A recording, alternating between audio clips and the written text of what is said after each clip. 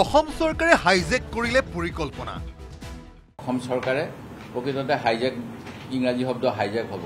গোটেই ঘটনাখিনি হাইজেক কৰি অসম চৰকাৰে অসমৰ পৃষ্ঠপোষকতাত কৰিব বিচাৰিলে একমাত্ৰ ৰাজনৈতিকভাৱে ভূপেন হাজৰিকাক ব্যৱহাৰ কৰিবলৈ, আৰু যিটো তেওঁৰ পৰিয়ালেও এতিয়া আপত্তি কৰিছে।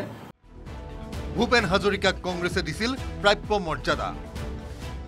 কংগ্ৰেছৰ সময়তে প্ৰয়াত ভাৰত ৰত্ন ভূপেন হাজৰিকা ডাঙৰীয়াই পদ্মশ্ৰী, পদ্মভূষণ, পদ্মবিভূষণ, দাদা চাহেব ফাল্কে বঁটাকে আদি কৰি বহুত বঁটা পাইছিল, সংগীত নাটক একাডেমীৰ বঁটা পাইছিল, ফেলোশ্বিপ পাইছিল। সেই গতিকে তেখেতক অসম ৰত্ন বঁটাও দিয়া হৈছিল। নেহৰুৰ মন্তব্যৰ অপব্যাখ্যা কৰিছে বিজেপিয়ে। জৱাহৰলাল নেহৰুৰ কথাৰ অপব্যাখ্যা কৰি এই বিজেপি নেতাসকলে আমাৰ মোদী ডাঙৰীয়াই হওক, অমিত শ্বাহেই হওক বা বেলেগ বেলেগ নেতাসকলে যিটো কথা কয় সেইটো সত্যৰ অপলা। প্ৰধানমন্ত্ৰী নৰেন্দ্ৰ মোদীৰ উত্তৰ পূব ভ্ৰমণক কেন্দ্ৰ কৰি সৰব হ'ল অসম প্ৰদেশ কংগ্ৰেছ। মঙলদৈত উপস্থিত হৈ প্ৰধানমন্ত্ৰী নৰেন্দ্ৰ মোদীয়ে সমালোচনাৰ লক্ষ্য কৰি লৈছিল কংগ্ৰেছক। ভাৰত ৰত্ন সন্মান পোৱাৰ সময়ত সুধাকণ্ঠ সন্দৰ্ভত বিৰূপ মন্তব্য প্ৰকাশ কৰিছিল বৰ্তমানৰ ভাৰতীয় জাতীয় কংগ্ৰেছৰ সভাপতি মল্লিকাৰ্জুন খড়গে। प्रणब मुखर्जी दिए इसका तो वेलकम करता हूं, लेकिन एक गायक को दिया है, आरएसएस के आइडियोलॉजी को तैयार करने वाले उनको एक दिया गया। तो जब इन दोनों को आप तुलना करेंगे, कंपेयर करेंगे, तो डॉक्टर शिव कुमार स्वामी जी को मिलना ही चाहिए था, लेकिन वो नहीं मिला। इसका बड़ा रंज है। এই মন্তব্যক কেন্দ্ৰ কৰি মঙলদৈ জনসভাত প্ৰধানমন্ত্ৰী নৰেন্দ্ৰ মোদীয়ে প্ৰকাশ কৰিছিল আক্ষেপ। कांग्रेस पार्टी के अध्यक्ष ने कहा था कि ये मोदी नाचने गाने वालों को भारत रत्न दे रहा है। बेशर्मी के साथ जब किसी और का अपमान होता है तो मुझसे रहा नहीं जाता है।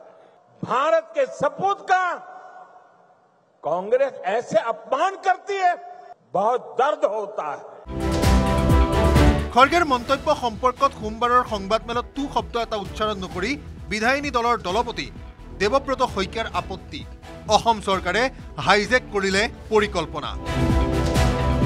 যে অৰুণাচলৰ লগত ভূপেনদাৰ বহুত ভাল সম্পৰ্ক আছিল, সেই গতিকে যি ভূপেন হাজৰিকা ন্যাসে প্ৰকৃততে অৰুণাচল চৰকাৰৰ সহযোগত এই কামখিনি কৰাৰ কথা আছিল। আৰু এই বিষয়ে গম পাই অসম চৰকাৰে প্ৰকৃততে হাইজেক ইংৰাজী শব্দ হাইজেক হ'ব। গোটেই ঘটনাখিনি হাইজেক কৰি অসম চৰকাৰে অসমৰ পৃষ্ঠপোষকতাত কৰিব বিচাৰিলে একমাত্ৰ ৰাজনৈতিকভাৱে ভূপেন হাজৰিকাক ব্যৱহাৰ কৰিবলৈ, আৰু যিটো তেওঁৰ পৰিয়ালেও এতিয়া আপত্তি কৰিছে। চৰকাৰৰ ব্যয়বহুল আয়োজন সন্দৰ্ভত সমালোচনা দেৱব্ৰত শইকীয়াৰ। ভূপেন হাজৰিকাক ৰাজনৈতিকভাৱে ব্যৱহাৰ কৰাৰ অভিযোগ।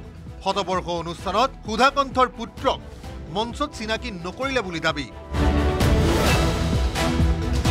ভূপেনদাৰ একমাত্ৰ পুত্ৰ আমেৰিকাৰ পৰা ইয়ালৈ আহিলে, তেখেতকো মঞ্চত এটা পৰিচয় চিনাকি কৰাই নিদিলে। তাত ইমান সময় 2 ঘণ্টা নে কিমান সময় বোধ কৰা আছিলে, বহুত গানো শুনিলে।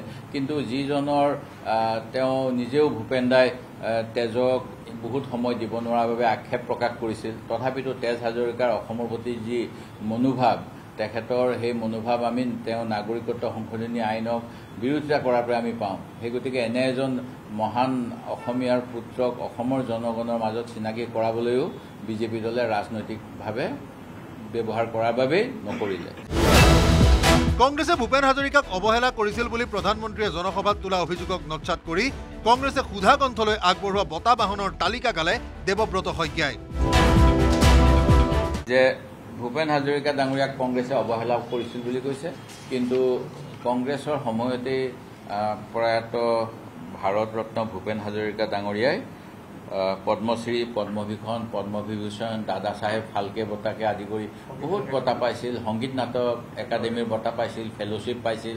সেই গতিকে তেখেতক অসম ৰত্ন বঁটাও দিয়া হৈছিল। সেই গতিকে যি অপপ্ৰচাৰ বিজেপি দলে চলাব বিচাৰে যে নৰেন্দ্ৰ মোদী ডাঙৰীয়াই যেন ভূপেন হাজৰিকাৰ সৃষ্টিৰাজি গোটেই বিশ্বৰ আগত তুলি ধৰিলে, তেনেকুৱা এটা ভুল ধাৰণা দি পেলাই অসমীয়া যি আত্মা, অসমৰ যিজনৰ মানে চুকাফা মহাপুৰুষ শংকৰদেৱৰ পিছত যিজনক আমি আদৰ্শ হিচাপে ল'ব পাৰোঁ তেনেজনক অপমান নকৰিবলৈ মই আজিৰ এই প্ৰেছ বাৰ্তা যোগে অসম চৰকাৰক পুনৰবাৰ সকীয়াই দিছোঁ। প্ৰধানমন্ত্ৰী নৰেন্দ্ৰ মোদীয়ে মঙলদৈৰ জনসভাত মন্তব্য কৰিছিল ৬২ চনত নেহৰুৱে উত্তৰ পূবক দিয়া ঘাঁহ শুকুৱাই নাই, বৰ্তমানৰ কংগ্ৰেছীয়ে তাতে নিমখ ছটিওৱাৰ কাম কৰিছে। 1962 में चाइना के साथ जो जंग हुआ उसके बाद पंडित नेहरू ने जो कहा था वो घाव नॉर्थ ईस्ट के लोगों के वो घाव आज भी नहीं भरे और उस घाव पर कांग्रेस की वर्तमान पीढ़ी भी